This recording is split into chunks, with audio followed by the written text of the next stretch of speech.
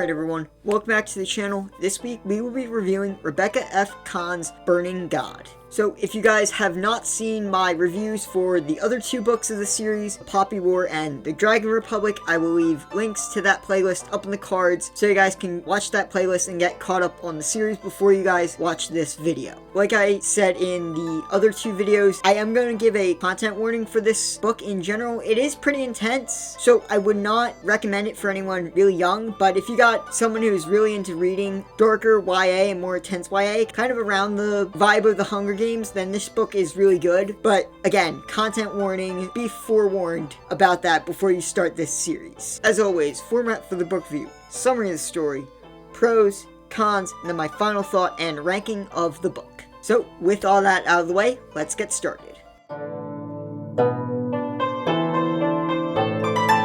After splitting with Nezha and the Dragon Republic at the end of Dragon Republic, Rin has officially joined the Southern Rebellion and is part of their leadership, and they are working to free the South from the occupation of the Hesperians and the Mughinies. But when she heads back to her home village of Tikani, she discovers that the Vipress has been in hiding and has a crazy plan to reunite the Trifecta, and eventually Rin agrees to the plan, so the Vipress and Rin are on their way to try and free the other two members of the Trifecta, to use their power to help them free Nikara. But this plan goes completely off the rails, leading to the death of the Trifecta, and forcing Rin to take command of the Southern Alliance by herself. Her efforts to free Nikara from the influence of the Hesperians takes her in direct conflict with Nezza and his republic, which forces them into one last conflict to try and decide the fate of Nikara once and for all.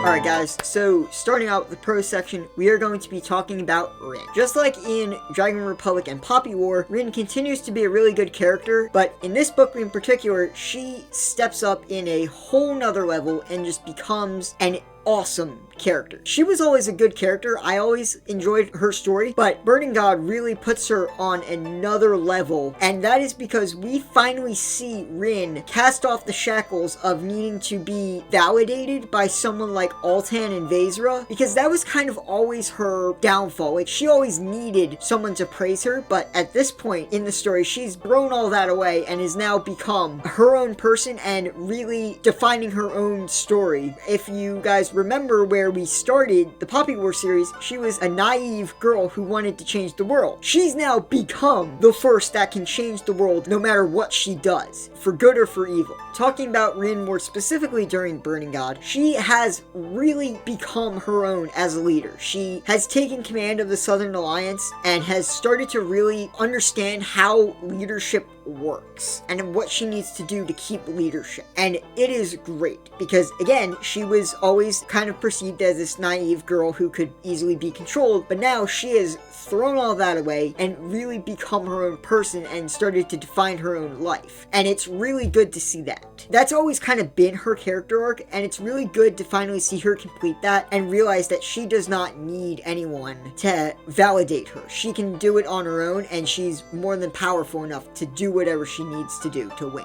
So another thing that the book does very well is to show Rin's descent into madness. As the book progresses and she continues to see conflict and war, she just goes off the deep end. And it's more evident towards the end of the book when she has her mental freak out. But even throughout the book, there are certain things that Rin does that are pretty brutal. And even I'm like, okay, we're doing this. And it's really good to see Rin sort of evolve as a character and evolve as a leader. Because in this book, she really does some brutal stuff and has a lot of logical conclusions that are very cold-hearted, and there are some things that she says and does that are very harsh. And it's really good to see her development from the naive girl from the first two books to this now. This was always meant to be her path and always meant to be where she ended up, and it's really good to see her finally get to that place where she is the leader and she is making the hard decisions, because we knew she was always capable of that, but now she is actually showing the world that she truly is capable of making the hard choices and leading. But what I really did find interesting about Rin's story, even in the series overall, it's kind of a real tragedy, because we take this girl from a small village who really just wanted to change the world for herself, and then through conflict and war and the acceptance of the Phoenix, she now has become this ruthless warlord who would not even recognize the girl from the first book. Rin for the first book would definitely look up to Rin now, and it's sort of a weird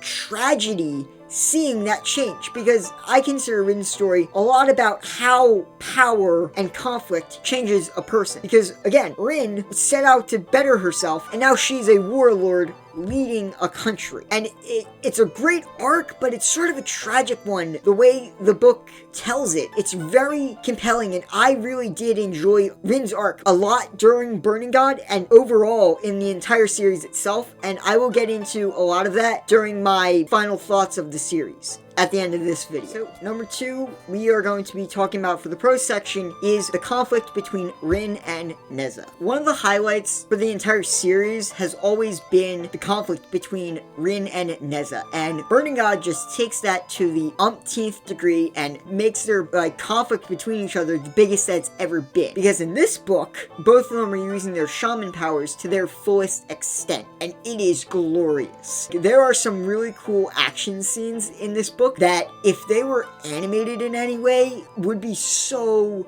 cool. And I really love the conflict between Nezza and Rin, because the shaman powers that they're using from their gods are two completely opposing things. On Rin's case is the Phoenix of fire, and Nezza is using a water dragon, so obviously they are diametrically opposed, and I'm loving it. The conflict itself and the action is really good, but what makes the conflict and the action even better is the emotional just conflict that's going between the two of them. Because again, this rivalry has been building up since the start of the series. Nezza was the one to set Rin on her shaman path, and Rin was the one to set off Nezza on his shaman path and have him use his powers. So I just really love that the conflict has come full circle, and we are finally seeing the two of these guys use their powers, no holds bars, nothing's off limits, and it is glorious. Again, I love the conflict in this book. The spectacle that the book is describing is awesome, but it's the emotional stakes and the emotional tension between the two of them that makes it even better. I'm someone who enjoys a really good fight scene, but if you can make the fight scene and have it have a lot of emotional tension, that's even better. Burning God and the entire Poppy War series did this awesome, and I just love Nezza and Rin's conflict. It's so well written, and it's such a good thing. I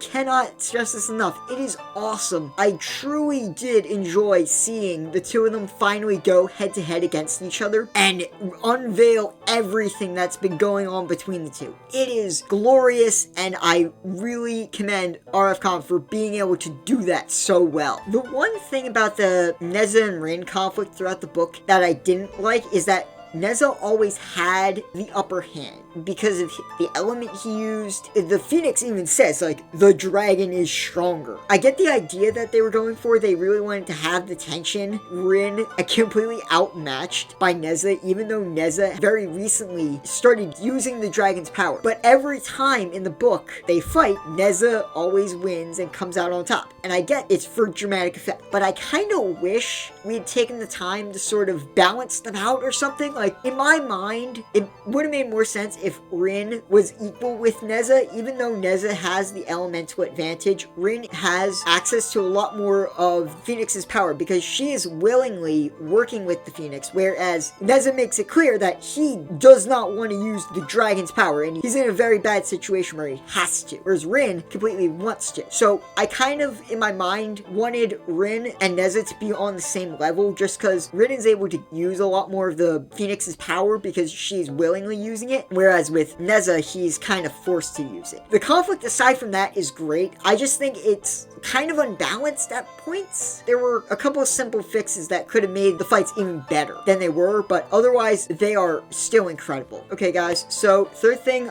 we're going to be talking about for the prose section is the Trifecta. So during the book, Rin bring back the 3 members of the Trifecta, the Gatekeeper, the Vipress, and the Dragon Emperor. We've already seen the Vipress and the Gatekeeper, Jiang and Nezha. Sorry if I butchered that pronunciation. I never really got to understand how you pronounced it, but just please bear with me. But I really loved seeing the 3 Trifecta members finally reunited, because we had always kind of seen the Trifecta around and we had always heard about them. The Vipress and the Gatekeeper were always sort of important characters for Rin and her development and the story overall, but it was really good to finally see the 3 of them together and get more of their backstory, because again, a lot of that backstory we had been hinted to, but we never really got a definitive explanation, and there are a couple of interlude chapters that finally give us the whole story of what happened, and I really think it was good, because the Trifecta had been there since the start, but we never really got sort of a deep dive until now, and I think Arfcom did an incredible job with explaining the Trifecta and all that. I really did enjoy the Trifecta and how they related to Rin, because as you were going through and Rin's interacting with the Trifecta, you realize just how similar Rin is to each of the members of the Trifecta, and how even Nezza and Kate are similar to the other members of the Trifecta. And I really did enjoy the similarities that the book was drawing Rin and the original Trifecta. So I really did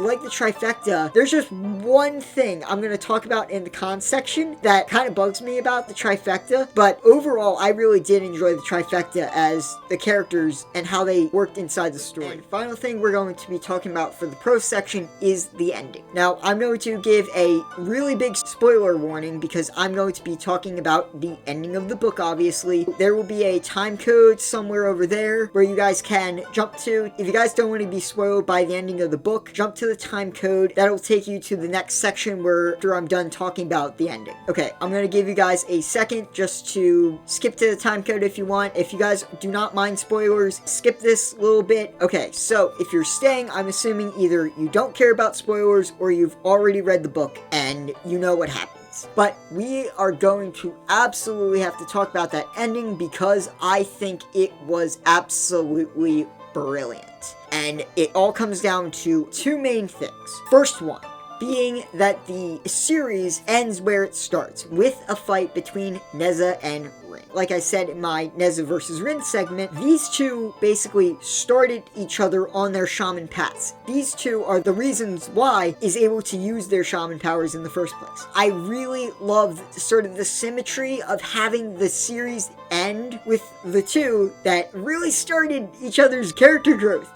It's so poetic and I love it. Just this ending is so good in such a symbolic way. It's not really that flashy. It's not like the first book's ending where an island blows up, but it's a lot more heavily symbolic, but it works. It's so good. I love Rin's decision to let Nezza kill her and be the one to carry the torch forward. I think I'm gonna get into that in the next bit. I love the conflict between Nezza and Rin. It was so well done. The emotional just tension between the 2 is great. This was a brilliant way to end the series, ending where it started. A fight between the 2 to the death with their shaman powers going all out. It was an awesome ending, both in a visual sense and in just a symbolic sense. I really do love this ending. So, second reason I really do like this ending is the choice that Rin makes at the very end. She decides that I should not be the one to carry on and become the ruler of Nikara. I have gone way too far, and I am about to repeat the mistakes of the other members of the Trifecta, and I can't risk that. Me becoming a monster is not worth destroying Kate and our relationship. Rin's moral decision to be the better person than the original Trifecta was perfect, because throughout the book, she had seen sort of what the Trifecta had become, and she kind of becomes disillusioned with it. And a lot of that comes to a head when she meets Raiga, and at the very end of the book, she realizes, like, I'm about to repeat Raiga's same mistake. I can't do that. I'm going to be a better person. And it is a great choice. It's not that flashy, but it is just emotionally laden. And a lot of that comes down to Rin making the decision to be the better person than the original Trifecta was, and just deciding to move on and leave it to Nezza to be the torchbearer of her ideals. It is such a good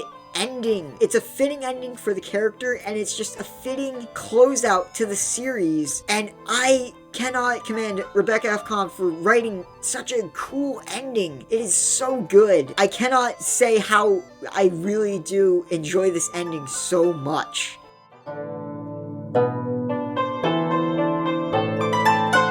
Alright guys, so jumping into the con section, we're going to be talking about the rushed pacing that this book has sometimes. Now, kind of like I mentioned in Poppy War, this book kind of does have a problem where it moves past a lot of just important things and information a lot quicker than it really should. Like, if this book took a second to breathe and let certain things expand, I would really love it. As the book is right now, it's still really good, but there are things I think that kind of needed to take a longer time to develop. So I'll give you guys a quick example without spoiling too much. So Rin is brought into the stone prison where all the other shamans that have been taken over by their gods are put and essentially just stuffed into a sarcophagus, essentially. For a little bit of time, Rin was disconnected from the Phoenix, and that doesn't last that long. And while I was reading the book, I kind of thought that this would have been a really good time, sort of have some self-reflection with Rin a little bit, and just understand who she is as a person without the Phoenix. It's stuff like that the book rushes past that could have been really good parts for character development. There are several others, but that is kind of my biggest thing. We could have taken a longer time for some self-reflection. But aside from that, I really do think this book moves kind of fast at parts, but other than that, this doesn't hurt the book overall as much as it does the first one. So the reason I think the rushed plot is a lot more of a problem in the first book as opposed to this one, the first book is the introduction to the world. The first book rushes through a bunch of stuff that I really enjoyed learning. It's like, okay, we should have taken a lot more time for this and given ourselves a better understanding of how the world works and just not jumped right in. Whereas with this book, we're already at the end of the series and we're already have a good grasp on how the world works. At least to me, it's not as big of a deal, but I still wish that the book had taken its time at certain parts, but it's not quite as bad as it was in the first book, at least for me. Alright, so second thing we're going to be talking about for the con section is the Raiga reveal. So Raiga is the third member of the Trifecta that we hadn't met up until this book. He'd been missing, presumed dead, but we finally reveal that Raiga is, yes, alive. He is being kept asleep, and that was a big thing, because we had heard a lot about Raiga from the other members of the Trifecta and just the lore of the world in general. He was a really important figure. But my problem is when we actually get to Raiga and he's fully revealed, he's taken out way too quick. It's not that his characterization is bad, it matches what everyone had said. He was domineering and very controlled. And when we actually see Raiga in person for the first time, he matches that description perfectly. But we don't get enough time with him. Almost immediately after he is revealed, him and the rest of the Trifecta are killed off. If you were going to bring up Raiga, why kill him off immediately and not have him be a bigger part of it? It might be a small thing to most people, but it was a big thing for me. Because again, we had been building up Raiga for a bit now, and we actually get the reveal. It's not a bad reveal, but it's kind of disappointing to me. Because again, we had spent so much time with the Trifecta that I was at least hoping that we would get some sort of deeper connection with Raiga and Rin, but we don't, and the entire Trifecta is killed off almost immediately after Raiga is revived. A lot of that is for Rin's character development, because after the Trifecta is killed off, she realizes that she is the most powerful person in the Empire and that it is up to her now to set things right, and she is the one who can bring the world into balance and make it whatever she wants. So the Trifecta's death did have a purpose. It obviously did, but I wished Raiga had stuck around for a bit longer. You can still kill the Trifecta off. I'm good with that, but at least let us interact with Raiga a lot more than we did during this book.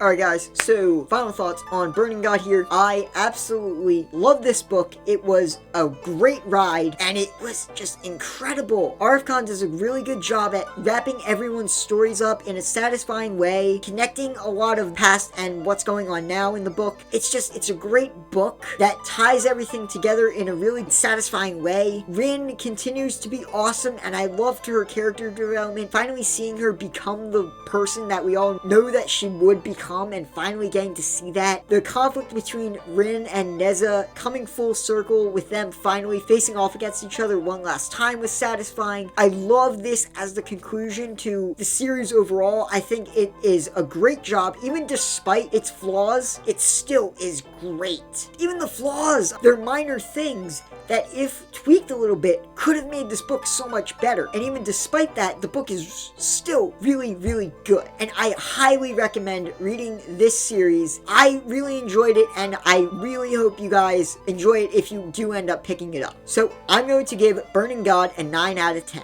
Alright everyone, you know the drill. If you guys have thoughts and want to discuss either Burning God specifically or the Poppy War series in general, feel more than free to do so in the comments. Just please try and keep it spoiler free for anyone who hasn't read the books. Also, down in the comments, if you guys have books you want me to do reviews on in the future, feel more than free to leave those down in the comments as well. If you guys wanted to connect with me on social media, my Instagram is Riley Murray Book Reviews, my Twitter is Riley T. Murray, my Facebook is also Riley Murray Book Reviews, and I will leave links to all those social media accounts down in the description. Also, I have set up a Discord channel, which is also Riley Murray Book Reviews. There you can drop book recommendations, let me know what you guys are reading at the moment, and I will leave a link to that Discord server if you guys want to go and join it. I will also be using that as another way to let you guys know when the live streams will be starting. Alright guys, that is going to be it for me. If you guys enjoyed the video, please do not forget, like, share, subscribe, and hit the notification bell so you do not miss a video. I will see you guys next video.